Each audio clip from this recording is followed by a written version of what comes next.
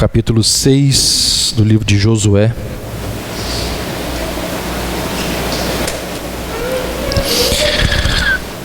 Abra e permaneça com o texto aberto. Nós vamos expondo e falando do texto.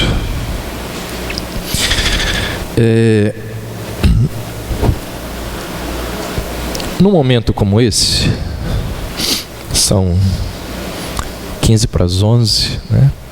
Daqui a pouco estaremos no ano de 2016. Um momento como esse, normalmente, aliás, num dia como esse, normalmente nós fazemos uma retrospectiva. Lembramos de tudo que aconteceu ao longo de 2015. E junto com isso nós idealizamos, sonhamos, planejamos, projetamos o ano de 2016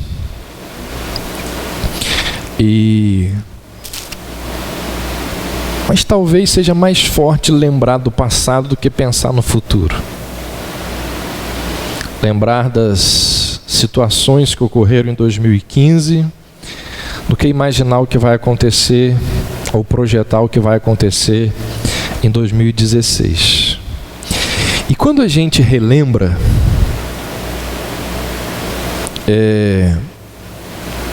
faz essa retrospectiva,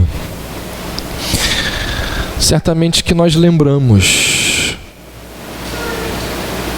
das batalhas que travamos, e aquelas que vencemos, vem alegria. Aquelas que perdemos, vem aquela tristeza,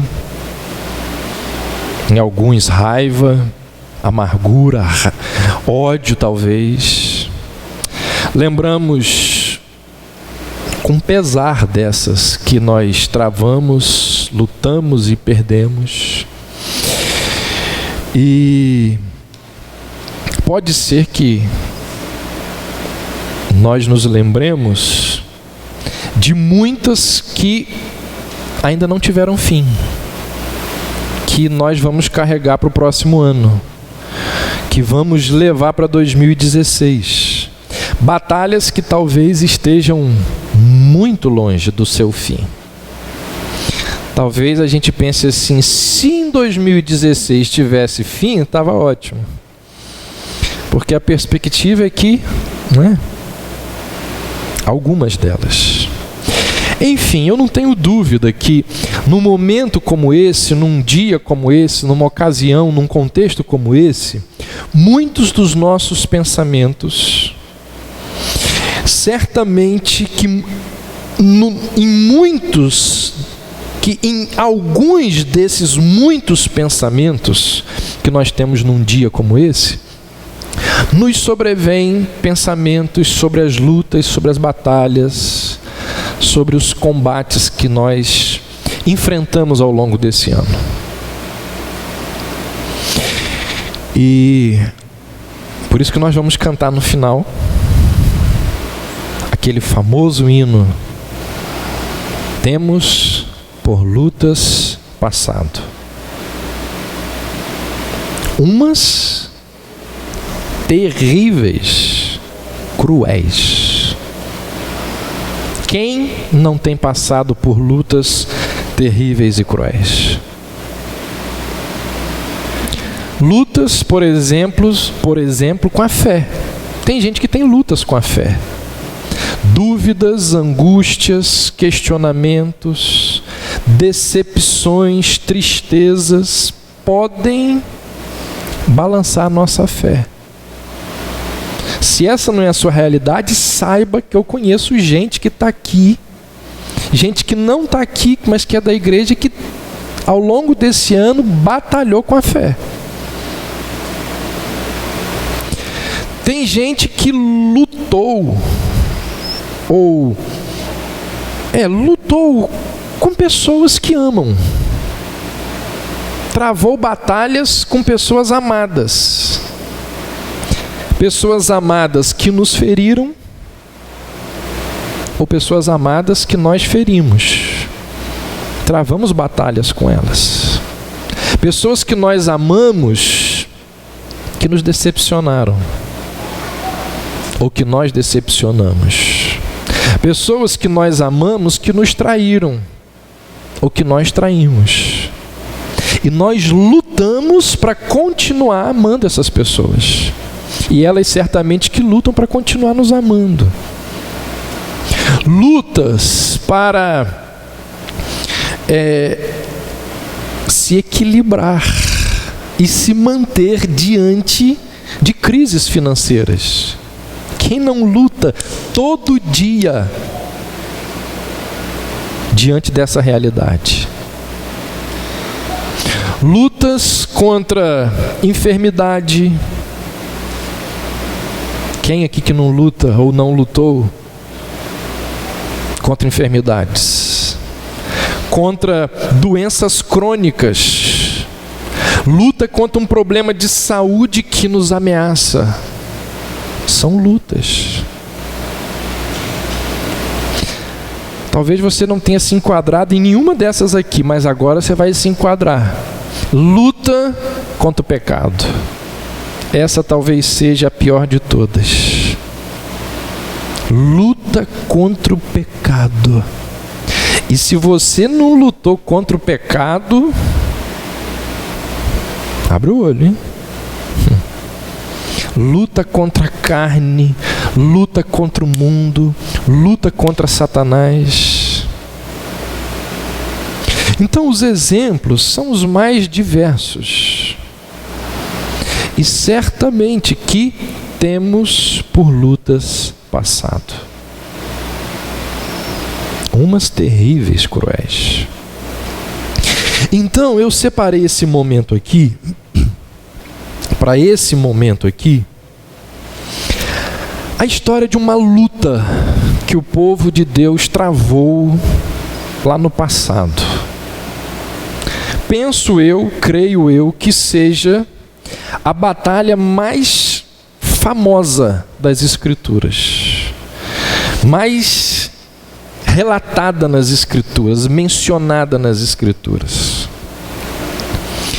Quem faz parte da igreja desde os primeiros dias de vida e frequentou lá a escola bíblica dominical, o ministério infantil, deve se lembrar de uma musiquinha que dizia como? Vem com Josué lutar em Jericó, e as muralhas ruirão. Essa história está relatada aí no capítulo 6 de Josué. Vem com Josué lutar em Jericó. Capítulo 6 de Josué. Antes de lermos o capítulo, eu queria contextualizar vocês. A conquista da cidade de Jericó, biblicamente, ela representa pelo menos três coisas. A conquista da cidade de Jericó simboliza um memorial ao poder de Deus. Irmãos, Jericó era uma cidade impossível de ser conquistada aos olhos humanos. Primeiro, por causa das suas muralhas. Segundo, porque quem estava ameaçando Jericó eram pessoas que não tinham armas, eram ex-escravos sem nenhum treinamento militar, não oferecia humanamente falando, militarmente falando, taticamente falando, nenhum perigo para Jericó. Então, era uma vitória impossível aos olhos humanos. Apesar disso, Deus concedeu a vitória ao povo. Então, a conquista da cidade de Jericó é um memorial ao poder de Deus. Segundo, a conquista dessa cidade representa ou nos lembra da demonstração de que Deus, Ele cumpre as suas promessas. Deus é fiel àquilo que diz, àquilo que promete. Se Deus concedeu a cidade de Jericó, que era uma fortaleza, certamente que Ele daria ao povo de Israel as demais cidades da terra de Canaã que o povo precisaria conquistar. Então era uma demonstração para o povo: olha, eu cumpro as minhas promessas. Deus dizendo para o povo. Um memorial ao poder de Deus, uma demonstração de que Deus cumpre as suas promessas, e a conquista da cidade de Jericó, ela é utilizada lá no livro de Hebreus. Essa batalha é utilizada pelo autor do livro de Hebreus para ilustrar o que é a fé. O autor aos Hebreus vai dizer lá no verso 30 do capítulo 11: pela fé ruíram as muralhas de Jericó. Então isso é muito importante, introduzirmos o texto lembrando dessas três verdades. Outro detalhe sobre a cidade de Jericó: durante muito tempo, os céticos, os descrentes, os críticos da Bíblia zombaram, ironizaram, ridicularizaram esse relato da queda dos muros de Jericó. E a ironia deles estava fundamentada no fato de que não existia nenhuma prova arqueológica de que existiu uma cidade denominada Jericó. Não tinha prova nenhuma. Aproximadamente 130 anos atrás, a arqueologia descobriu a antiga cidade de Jericó. E não foram poucas coisas. Muitas coisas foram descobertas, inclusive as muralhas. As muralhas. E a partir de então, os céticos e os descrentes precisaram arrumar outras desculpas para a queda do muro. E as explicações da queda foram as mais diversas: terremoto, erosão, coelhinho da Páscoa, e por aí vai. Nós sabemos o que aconteceu. Nós sabemos. Muitas vezes os críticos, eles ficam lá apontando o dedo e criticando as escrituras porque não tem prova, por falta de provas. E aí, com o tempo, a arqueologia destrói essas críticas, tomba por terra esses argumentos dos céticos e dos descrentes. Nós não precisamos da arqueologia para saber que o relato bíblico é verdadeiro. No entanto, é muito gostoso, é muito bom quando a ciência comprova aquilo que a gente já sabia. Essa passagem que nós vamos analisar hoje, ela começa lá no capítulo 5, no verso 13. Josué nos oferece detalhes da tomada daquela cidade.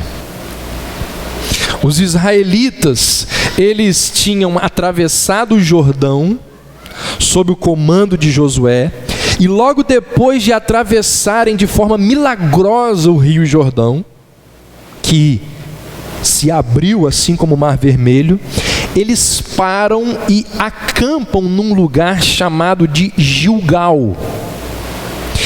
E naquele lugar ali eles tiveram um tempo de preparação para a conquista de Jericó. E diz o texto que nesse tempo de preparação eles praticaram a circuncisão, celebraram a ceia, lembrando lá do Egito, da fuga do Egito, da Páscoa. Eles comeram os frutos da terra pela primeira vez. O maná parou de cair e pela primeira vez eles comeram do fruto da terra. antecipação para a batalha. E diz também o texto que Josué, solitariamente, ele chega lá perto dos muros, ele vai espionar os muros, vai ver por onde que ele pode atacar, qual tática que ele pode utilizar. E diz o texto que quando ele está ali espionando os muros, ele se depara com um homem, que ele se confunde, e ele diz assim: você é do nosso exército ou você é do exército deles? E diz o texto que quem era aquele homem era Jesus Cristo. Não na encarnação, mas numa teofania.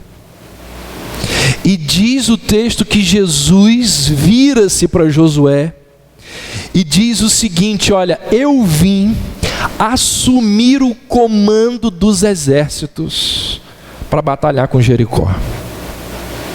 Vim assumir o comando e vim encorajar você, Josué, a transmitir para o povo as estratégias que eu vou te dar agora. E aí olha o que dizem os 5 primeiros versos do capítulo 6. Ora, Jericó estava rigorosamente fechada. Preste atenção nisso, hein? Rigorosamente fechada. Por quê? Por causa dos filhos de Israel. Ninguém saía, nem entrava. Então disse o Senhor a Josué: olha, entreguei na tua mão Jericó, o seu rei e os seus valentes. Vós, pois, todos os homens de guerra, rodeareis a cidade, cercando-a uma vez. Assim fareis por 6 dias. 7 sacerdotes levarão 7 trombetas de chifre de carneiro adiante da arca. No 7º dia, rodeareis a cidade 7 vezes, e os sacerdotes tocarão as trombetas. E será que, tocando-se longamente a trombeta de chifre de carneiro, ouvindo vós o sonido dela, todo o povo gritará com um grande grito. O muro da cidade cairá abaixo, o povo subirá nele, cada qual em frente de si. Até aí. Esses versos iniciais aqui de Josué, do capítulo 6, é a continuação da conversa de Josué com Deus Filho, que foi relatada lá no final do capítulo 5. E aqui nós temos as estratégias da batalha que Deus Filho passa para Josué. E é interessante que, ao invés de estratégias de guerra, Deus diz assim para Josué: faça uma procissão religiosa. E a estratégia? A estratégia é essa: procissão religiosa. Ao invés de dizer assim, cavalaria pelo norte, infantaria pelo sul, atirador de elite em cima do morro,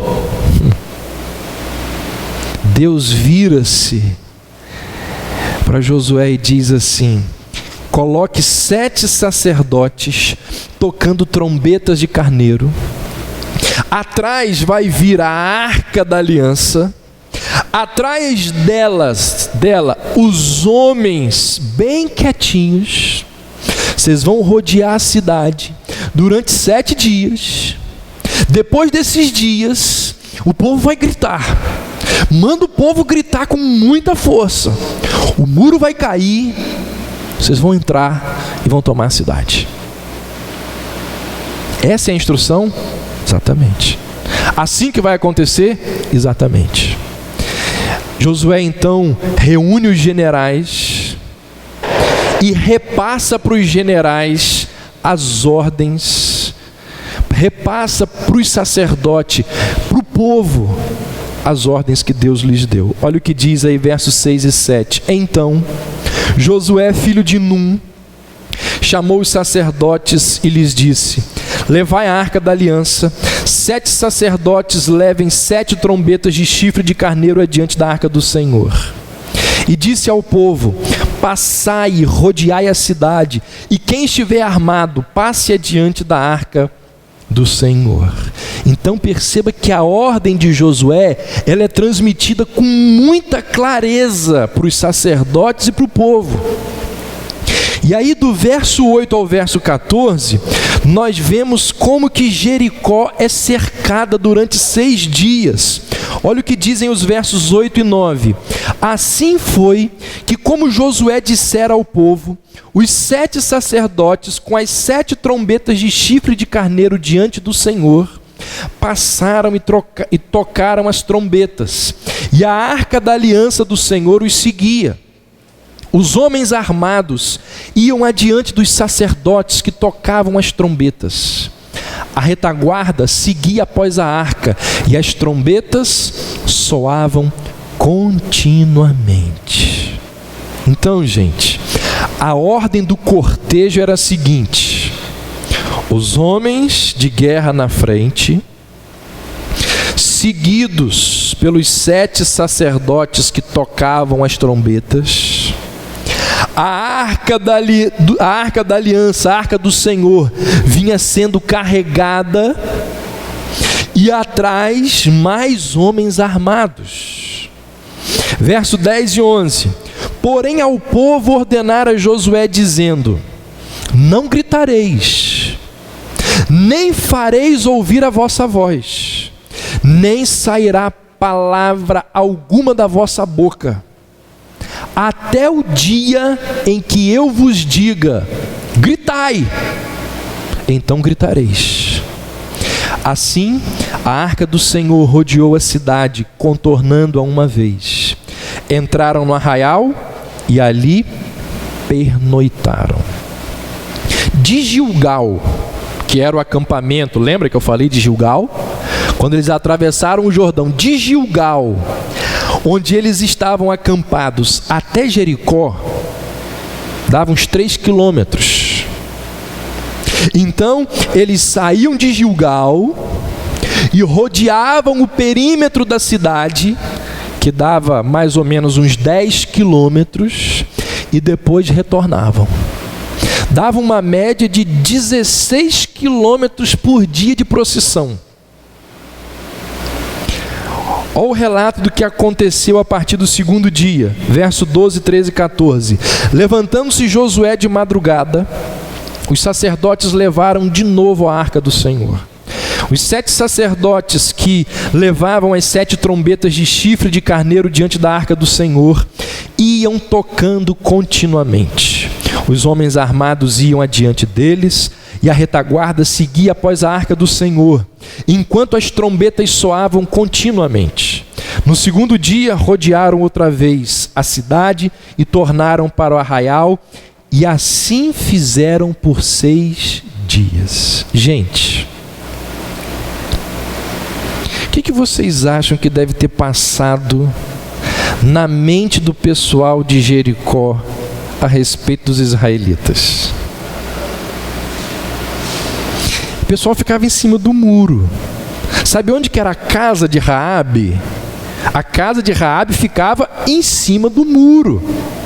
Então vocês imaginem o pessoal de Jericó vendo aquela procissão, vindo a trombeta tocando, o pessoal passava, circundava a cidade e ia embora. 2º dia, a mesma coisa, ó, e ia embora. Imagina no 3º, 4º dia as piadas que não surgiram. O que esse povo está fazendo? Que estratégia de guerra é essa?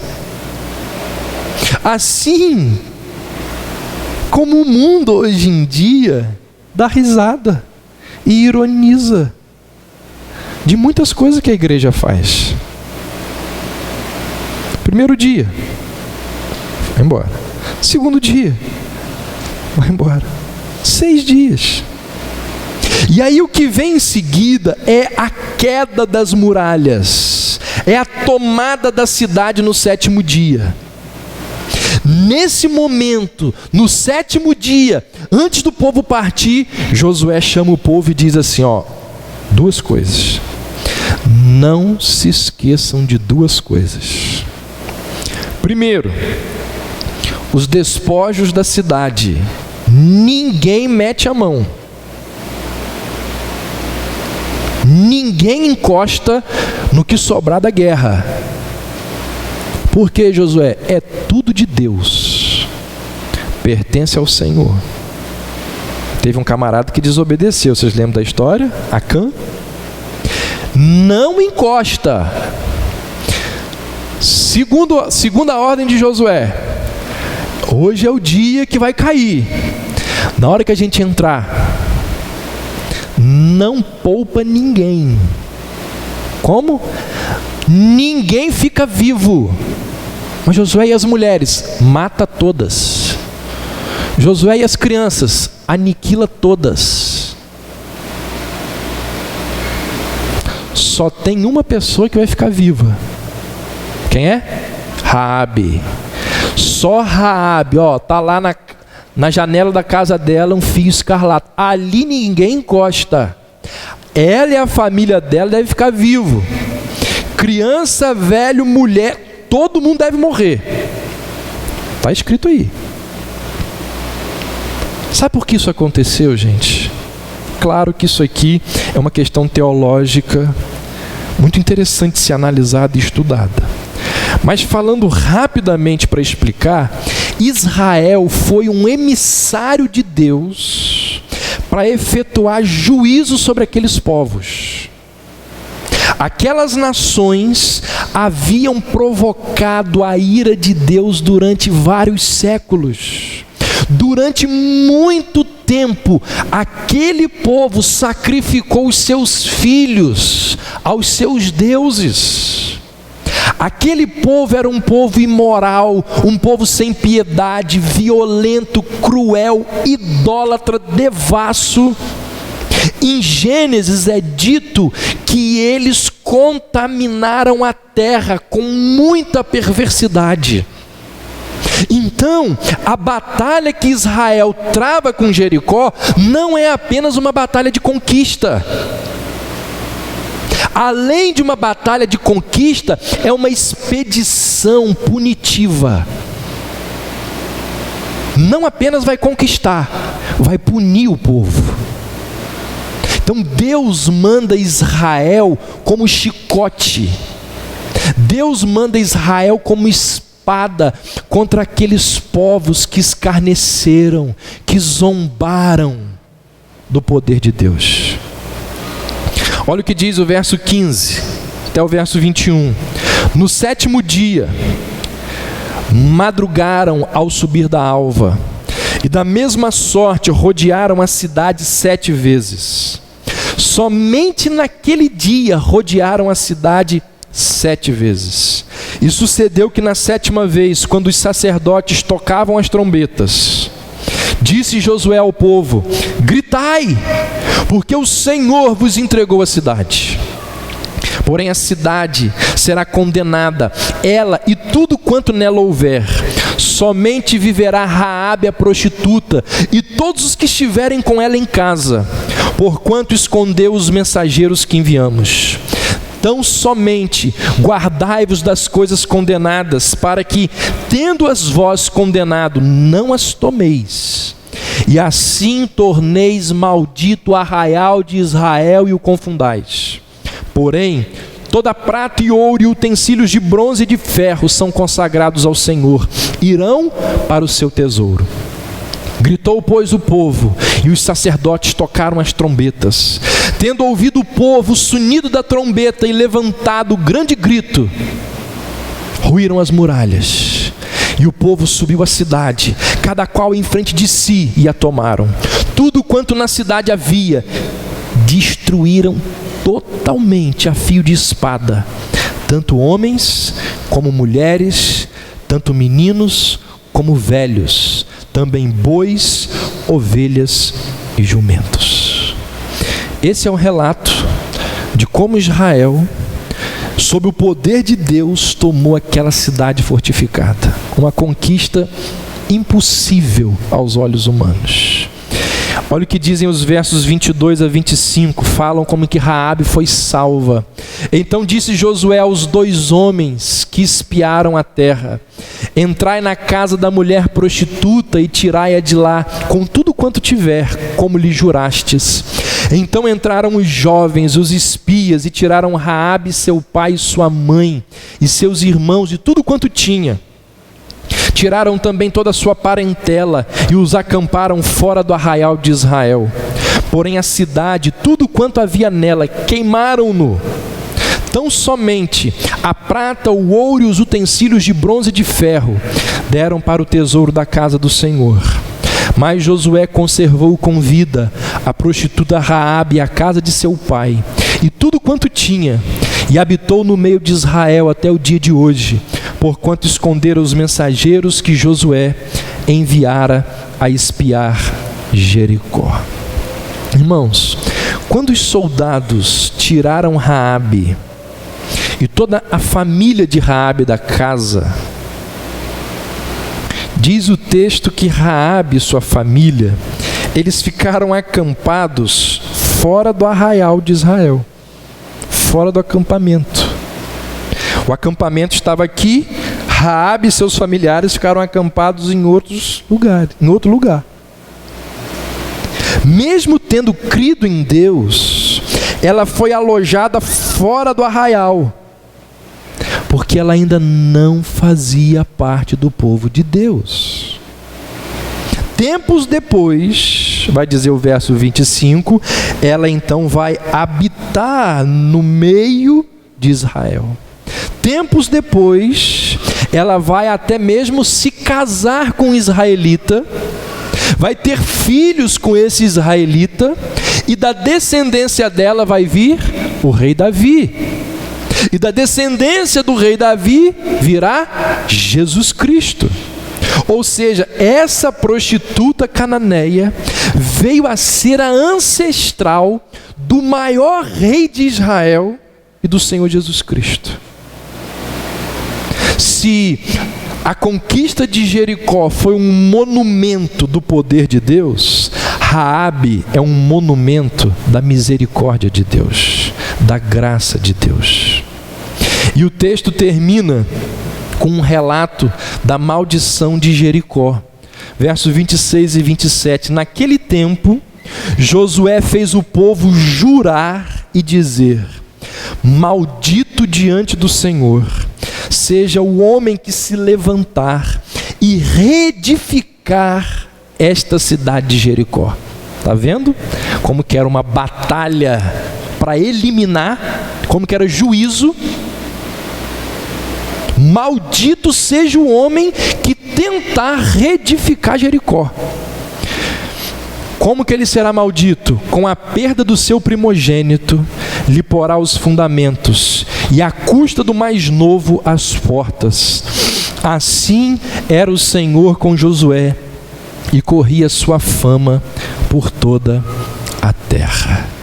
Então, a batalha não era apenas de conquista, era de juízo tão severo que Deus pronunciou uma maldição contra aquela pessoa que tentasse, em algum momento da história, reedificar, reconstruir a cidade.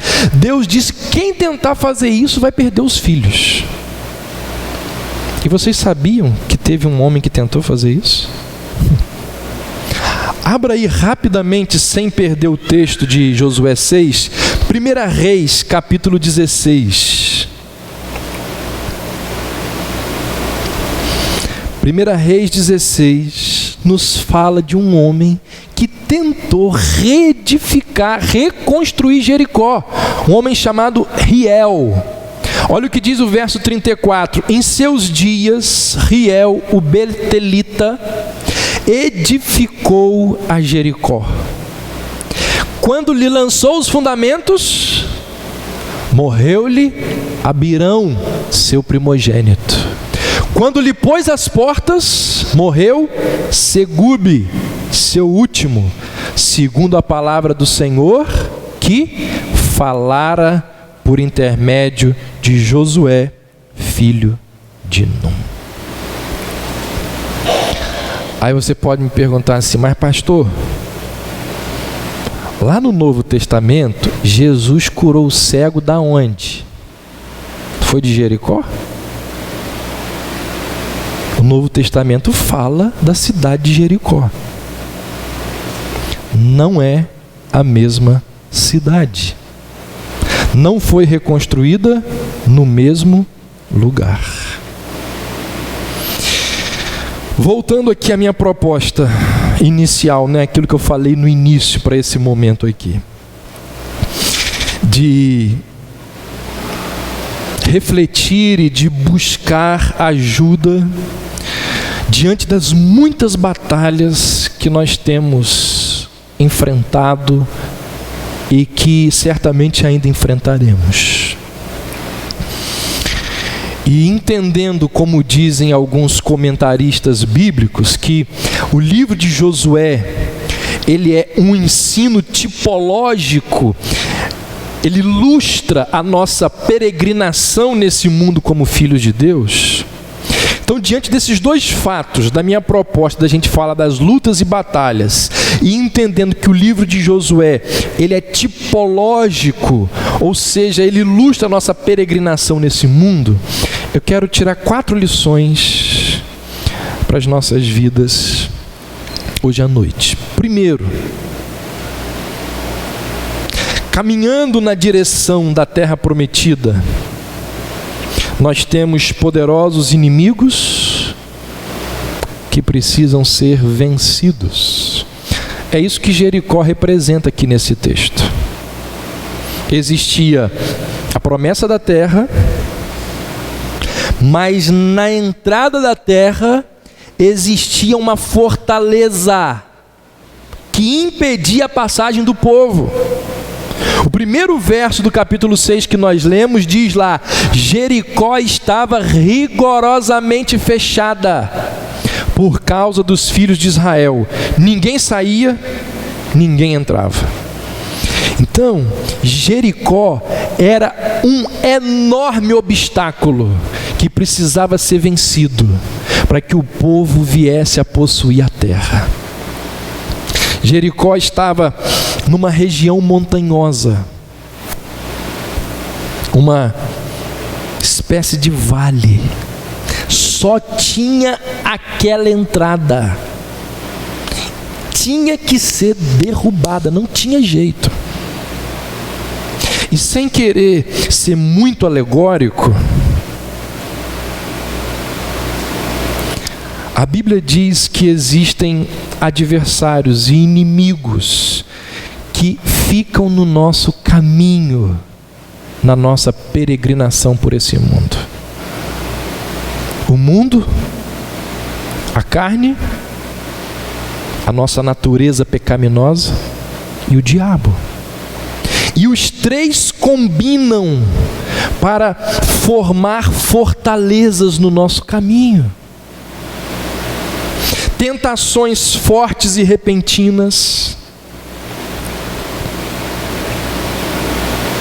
hábitos pecaminosos, situações que nos desafiam, medo, desânimo, incredulidade, fracasso, doenças, desejos ilícitos, paixões proibidas. Gente, quantas são as batalhas que nós enfrentamos na nossa peregrinação até a terra prometida? São muitas.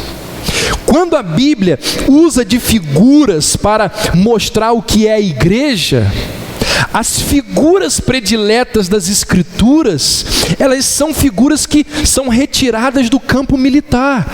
Por exemplo, Deus é mostrado como um guerreiro. A igreja, ela é mostrada como um exército. O cristão, lá em Efésios 6, é descrito em sua completa armadura. Existem várias figuras de combate Paulo diz lá: combate o bom combate. A Bíblia fala de tomar posse da vida eterna. Então existe uma linguagem militar nas Escrituras. Por quê? Exatamente pelo fato de que nós estamos em luta. Nós estamos no mundo caminhando para a terra prometida, e no caminho existem as Jericós que precisam ser vencidas. Esses obstáculos, esses desafios, essas barreiras precisam ser conquistadas à medida que nós caminhamos nesse mundo. E para quem acha que isso pode ser alegórico demais, olha o que Paulo diz em 1 Timóteo 6, 11 e 12. Ele diz assim: tu, porém, ó homem de Deus, foge destas coisas, antes segue a justiça, a piedade, a fé, o amor, a constância e a mansidão. Olha o que Paulo diz agora: combate o bom combate da fé, toma posse da vida eterna, para a qual foste chamado, e de que fizeste a boa confissão perante muitas testemunhas. Combater, tomar posse, ir em frente, lutar, são exortações bíblicas para a vida cristã. Isso precisa ser dito, porque existe muito crente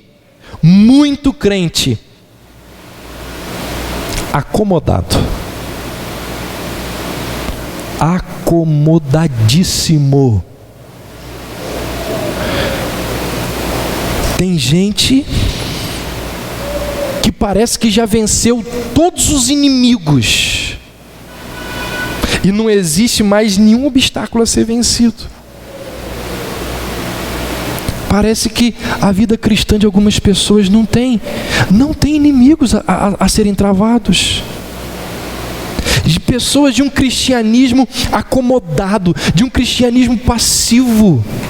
Não existe conflito dessas pessoas para vencer o pecado. Segundo, diante das muitas batalhas que travamos nesse mundo, nós não podemos nos esquecer de que todas as vitórias que temos nesse mundo, elas vêm das mãos de Deus. Talvez esta seja a principal mensagem de Josué 6, desse capítulo que fala da tomada de Jericó. O texto diz que foi Deus quem deu a cidade, foi Deus quem deu a terra. Como disse, Deus Filho aparece a Josué, e lá no capítulo 5, ele diz assim: Josué, eu sou o general que vai comandar essa batalha, não pense que é você não, Josué. Em seguida, ele dá a estratégia: rodeiem a cidade durante 7 dias, a arca vai estar lá, os sacerdotes devem estar preparados, as trombetas não podem faltar e não podem parar de soar. Gente, arca, sacerdote e trombeta é instrumento de guerra, mas eles precisavam estar lá, sabe para quê? Para deixar evidente que a vitória viria das mãos de Deus. E aí, Josué diz, o Deus Filho diz para Josué: os despojos, ninguém toca, pertence a mim, ninguém encosta neles. Por quê? Por que ninguém poderia pegar os despojos? Para deixar claro, para deixar evidente quem conquistou aquele lugar. Se os israelitas ficassem com os despojos, poderia dar a impressão que foram eles que conquistaram a cidade. Não é seu. O despojo não é seu, sabe por quê? Porque não foi você que conquistou. É de Deus, para deixar claro que quem conquistou foi o Senhor. Então todas as orientações deixam evidente que quem que venceu aquela batalha? Quem lutou aquela batalha? Foram os soldados de Israel? Foram as trombetas? Foi Deus. O mesmo princípio, gente, presta atenção nisso, o mesmo princípio se aplica nos dias de hoje. Sem o auxílio do Senhor, você não vence nenhuma batalha. Sem a ajuda divina, nunca venceremos o pecado, nunca venceremos o mundo, nunca venceremos Satanás, nunca venceremos o desânimo, a indiferença. Então o que Josué 6 nos mostra? Que a gente precisa reconhecer a nossa falência. Como Sérgio orou, chegamos ao Senhor de mãos vazias, não temos nada. A nossa impotência diante dos grandes inimigos que nós temos. Ao mesmo tempo, isso aqui nos ensina ou nos lembra que não existe inimigo poderoso demais que Deus não possa destruir. A gente pensa assim: esse meu problema, essa minha batalha, não tem jeito. Está coberto de razão. Está certo. Não tem jeito para você resolver o problema. Não tem jeito para mim, que sou seu pastor, resolver o problema. Não tem jeito para o psicólogo. Não tem jeito para ninguém. Só tem um que pode resolver o problema: Deus. Assim como Israel diante de Jericó, nós enfrentamos problemas em que a vitória parece impossível. Se não estivermos convictos, cientes de que Deus irá à frente,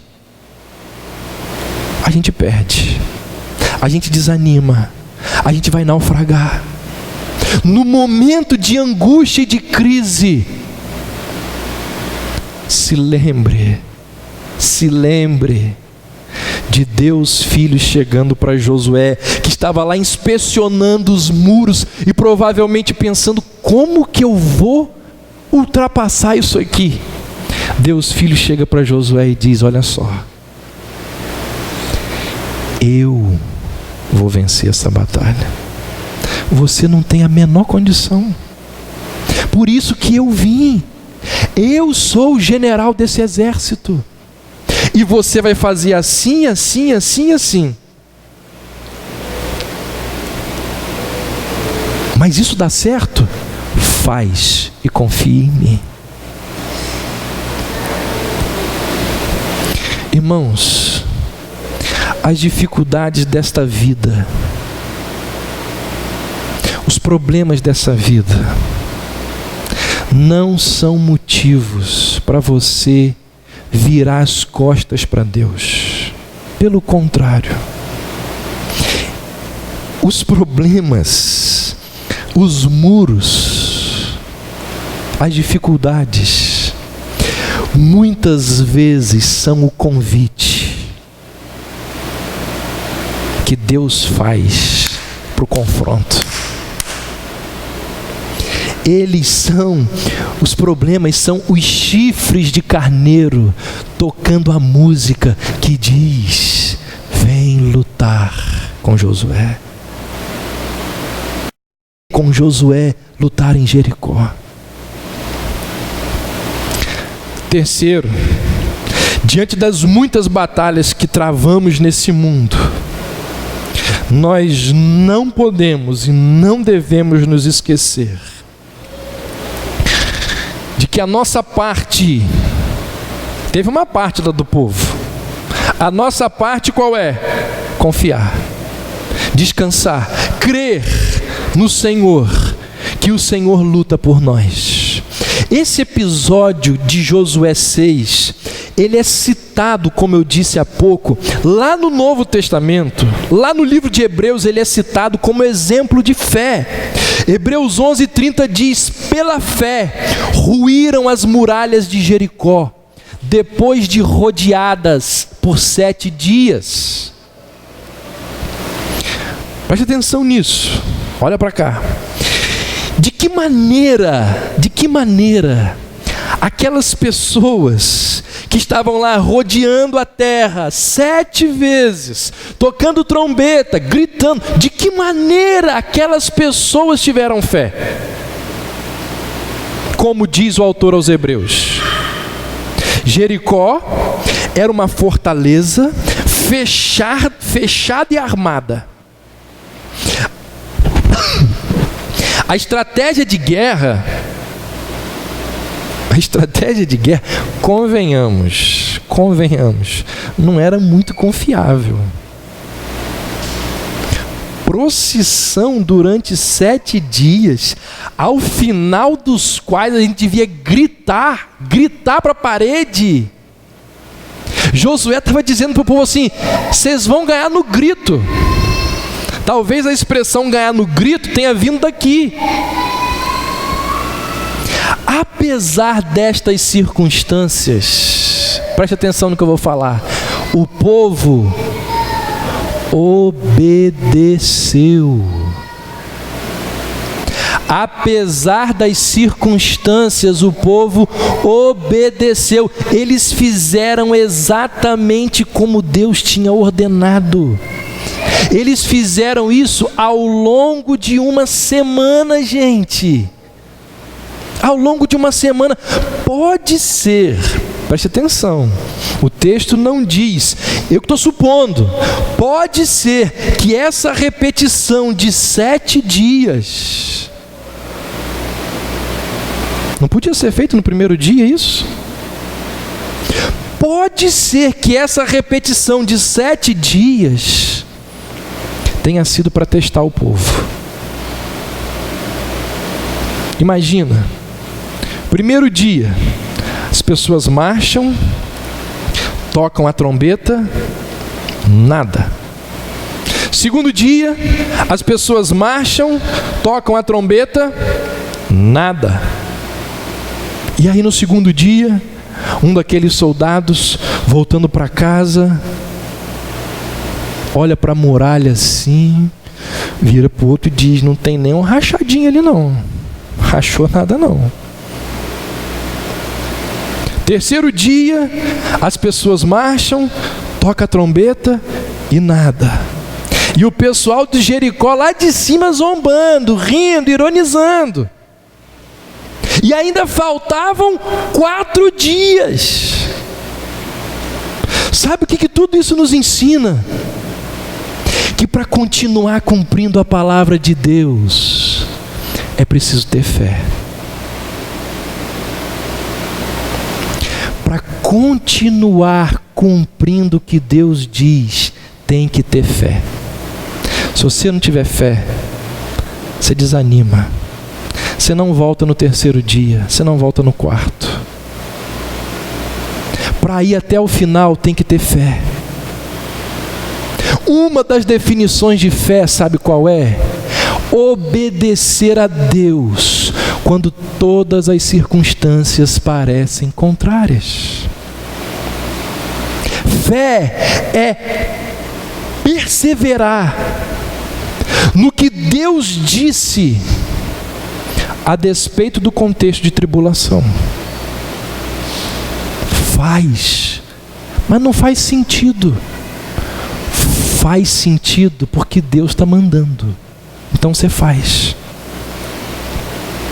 A Bíblia, ela está cheia, repleta de promessas do Senhor.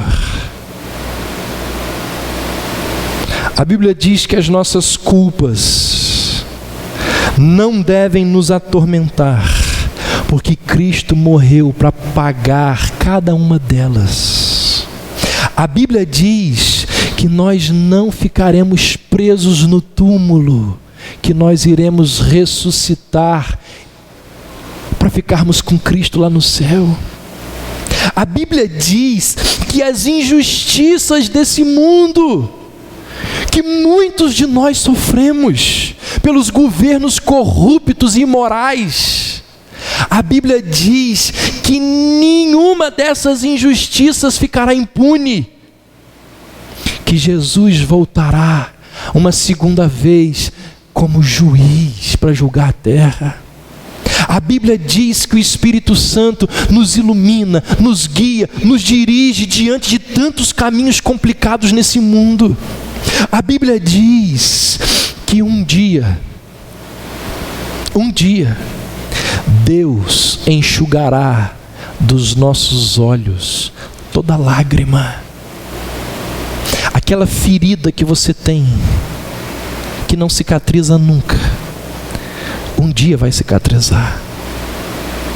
A Bíblia diz que Deus não permitirá que tentação maior do que as nossas forças venham sobre nós. A Bíblia diz que Cristo finalmente, um dia Ele destruirá o pecado, Satanás e a morte, a nossa morte. Fé é acreditar que essas coisas e tantas outras promessas, elas são verdades. Mesmo que o contexto não pareça que seja verdade. É acreditar que essas coisas são verdades e que elas um dia irão se concretizar. Fé é acreditar que no 7º dia o muro vai tombar. Mesmo que você esteja no 4º dia, sendo ironizado, ridicularizado, fé é continuar obedecendo a palavra de Deus. No 5º dia o soldado levanta de madrugada e diz: vou andar 3 quilômetros até lá, rodear mais 10 quilômetros, voltar, estou cansado, não vai acontecer, ficar cantando. Eu vou. O autor aos Hebreus diz: pela fé ruíram as muralhas de Jericó. Acontecerá porque fé não é um sentimento. Fé, gente, fé não é sentimento, fé não é emoção.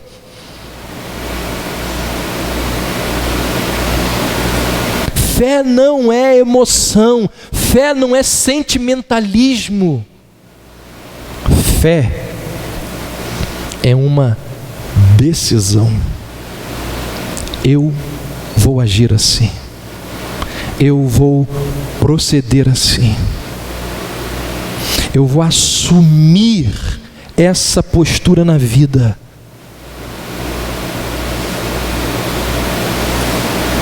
Diante das mais diversas circunstâncias, eu vou viver assim, porque Deus disse que deveria ser assim. E por fim, diante das muitas batalhas que travamos nesse mundo, a gente não pode se esquecer da misericórdia de Deus para com pecadores. No meio daquele povo cananeu, um povo que já tinha sido julgado e condenado por Deus. No meio daquele povo, Deus vai lá e separa, não um príncipe, não um rei, não uma pessoa da nobreza, não uma pessoa da Igreja Batista Reformada, não um sábio. No meio daquele povo, Deus vai lá e resgata uma cafetina, uma prostituta.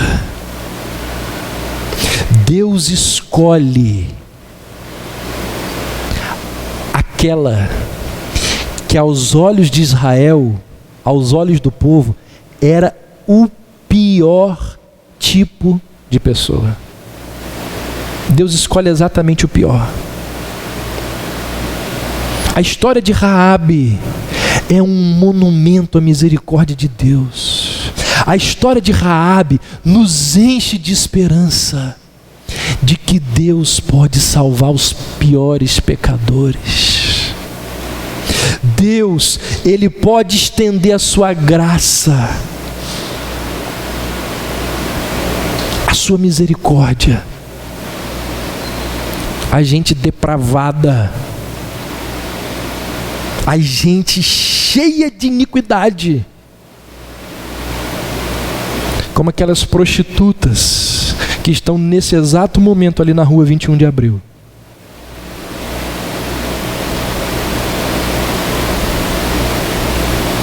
E a você, e a mim, porque nós não somos melhores do que elas, em nada.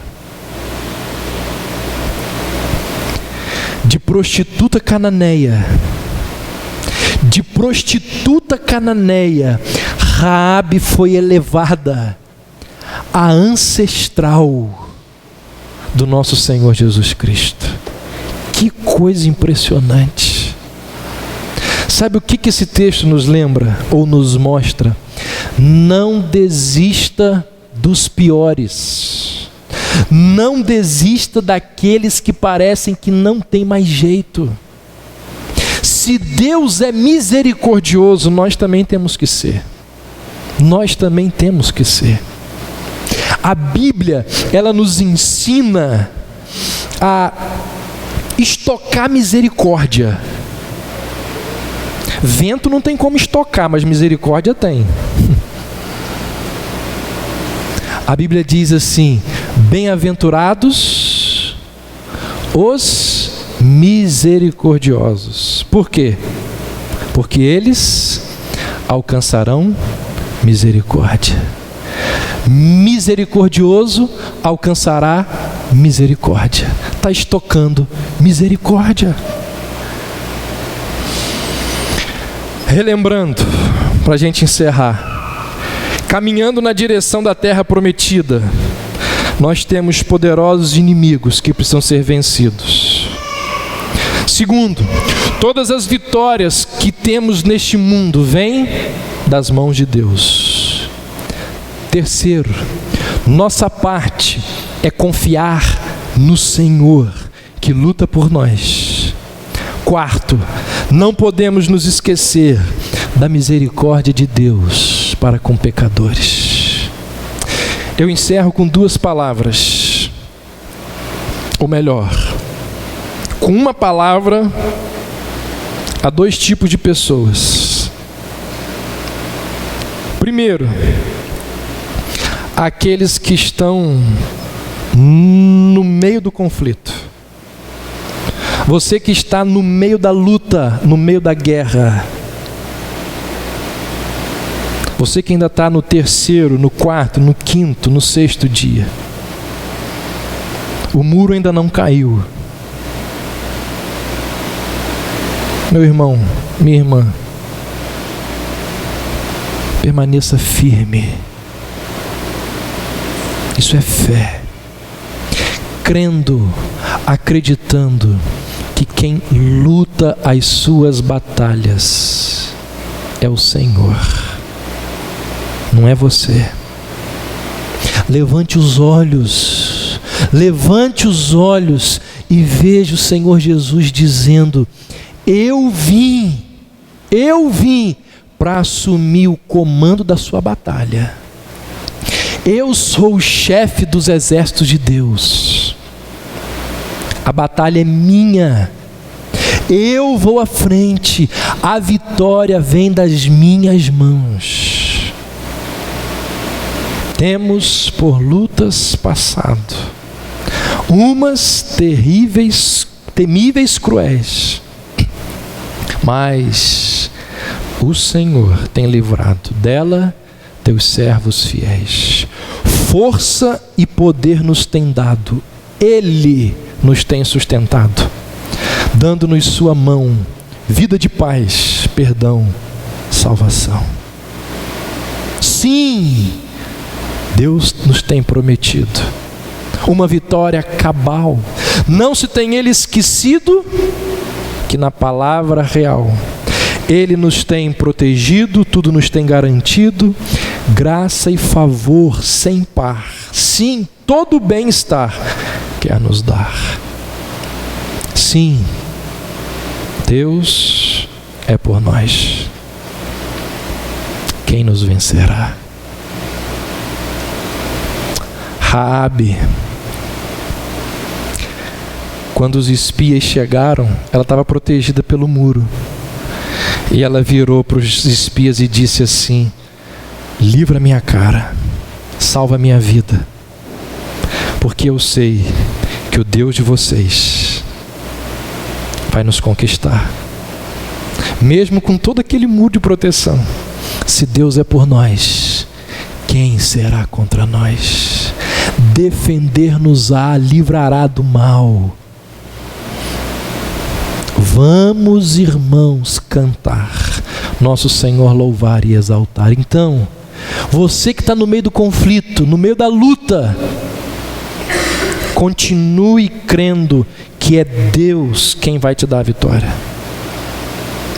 E aqueles a quem Deus tem dado vitórias, aqueles a quem Deus tem abençoado com conquistas, aqueles a quem o muro já caiu e já venceu Jericó, lembre-se de uma coisa: o despojo é de Deus,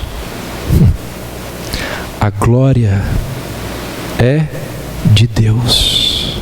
Sabe o que isso significa? Não viva como se as suas conquistas fosse resultado dos seus esforços e da sua capacidade. Muita gente, quando é vitorioso, esquece quem deu a vitória e se afasta do Senhor. Por isso que alguém uma vez disse: existem duas tragédias na vida. Uma é não conseguir o que se deseja, a outra é conseguir. Olha para a vida de Salomão. Conquistou o que queria, mas se afastou de Deus. Veja como morreu. Então, se você tem recebido vitórias, tem recebido bênçãos e tem conquistado, o despojo não é seu, a glória não é sua. Reconheça, viva uma vida de reconhecimento de que tudo que você possui foi Deus que te deu, foi Deus quem lhe deu. E esse reconhecimento, ele não acontece apenas de palavras. Quando a gente vem aqui na igreja e diz: tudo que tenho, tudo que sou, vem de ti. Não. Honrar o Senhor com lábios, não, só com lábios não serve. Esse reconhecimento de que tudo vem de Deus, ele acontece com gestos, com liberalidade, com responsabilidade, com uma vida dedicada ao Senhor. Que em 2016 essas verdades possam orientar, guiar as nossas vidas, porque certamente temos muitas batalhas a serem travadas e, se Deus desejar, vencidas. Amém.